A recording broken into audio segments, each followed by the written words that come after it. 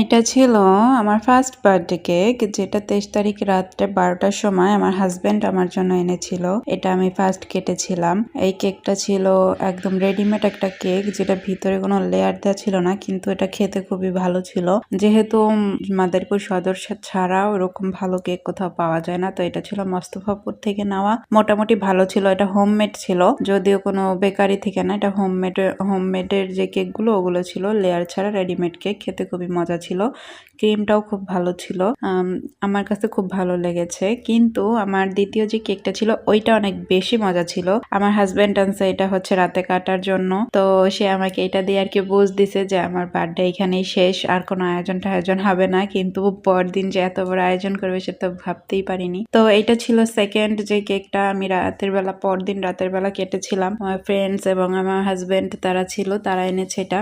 এটা তো অনেক মজা ছিল। আমার লাইফের বেস্ট চকলেট কেক এটা। তো আমার হাজবেন্ড এবং আমার ফ্রেন্ডস ওরা জানে আমার চকলেট কেক পছন্দ, এই জন্য এটা ছিল চকলেট থিমের উপরে।